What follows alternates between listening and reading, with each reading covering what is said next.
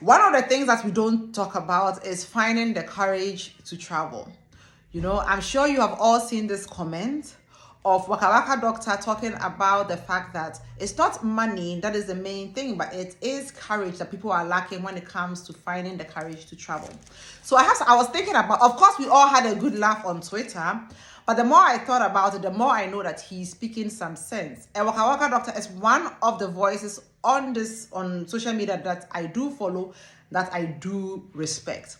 And of course, the Waka Waka Doctor is aware that it takes a lot of money to be able to travel, especially for us Africans.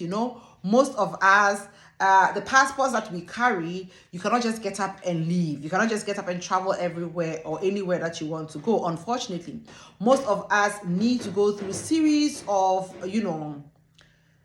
preparations and things like that before we'll be able to travel. So he's a well-traveled person. Of course, he understands the logistics that goes into traveling.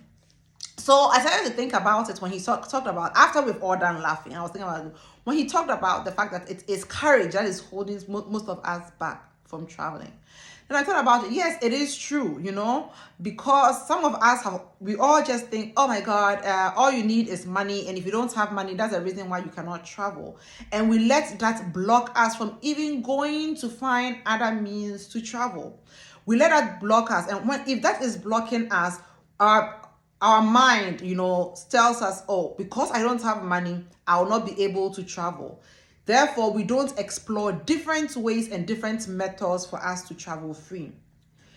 I am not as well traveled as Waka Waka Doctor, but I have traveled to a few countries, and I have seen that, yes, it is possible for people to travel even when you don't have money. Why do I say that? You've received a rejection. That is one thing that nobody wants to talk about. After you have received a rejection, oh my God, how painful that is if you are rejected by a university or by an embassy, for you to gather yourself, have the courage again to go and reapply. It's missing for so many people. You understand? For so many people, it's missing. Once they get that rejection, they don't even try again. Once they apply for that scholarship and they don't get that scholarship, they don't even try again. So I completely agree that courage is a very important component, in all of this. Let's say you want to go abroad to study, you want to do a study abroad, and you don't have the money.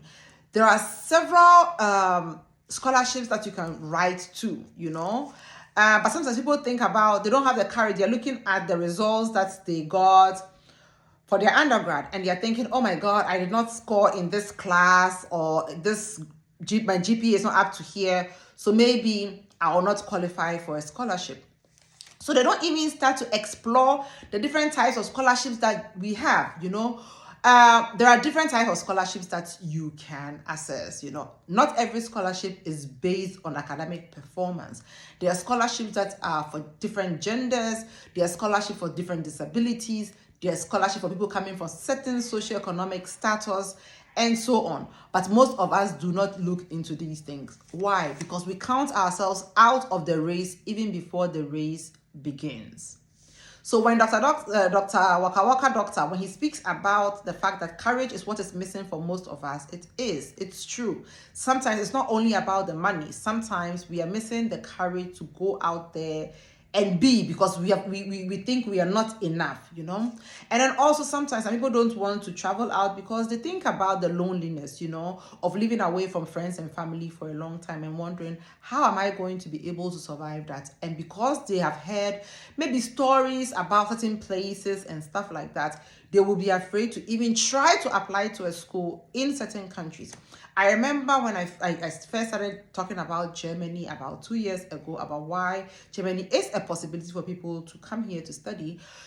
The first thing I heard from people were like, oh, I heard that Germany is racist and I don't want to come there and blah, blah, blah, The same things are said about Eastern European countries, but there are people who are there studying. There are people who have studied there, graduated, and they have moved to England, to America, to Canada, to Australia, to other places to go and further. Some have even moved back home and are helping build the communities we have in our various countries. So don't count yourself out, and don't let the fear of loneliness or some rumor you have heard about a place stop you from gathering the courage to send in that application, right? I'm looking at that because I put my points down. Some people also don't have the courage because when they think about the language barrier, like, okay, oh my God, there are possibilities for you to go and study in China, and they are thinking, oh my God, how will I learn Mandarin if I move to China? It will take me a really long time for me to be able to learn Mandarin. So of course, they do not want to, go through the hassle of learning a new language, and that is something that you need courage too. You need to have this belief and confidence. Okay, I can do it. If other Nigerians, if other West Africans, East Africans have gone there to go and study, then I can also go there and study too. So of course, they expand the pool of the possible universities that they would apply to. They're not just applying to schools in America, in the UK, and in Canada. They expand it because they look at other possibilities that exist.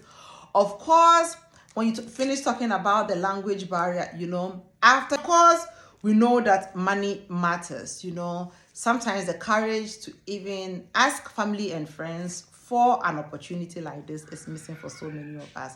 We don't have that courage as well. We prefer to try it on our own. Sometimes somebody who is living abroad, having the courage to ask them to guide you through the steps. We don't have that as well. Yeah. So what do you think? What is another, apart from money and courage, what is the other critical component that you need when it comes to moving abroad to go and study? Write it in the comment section.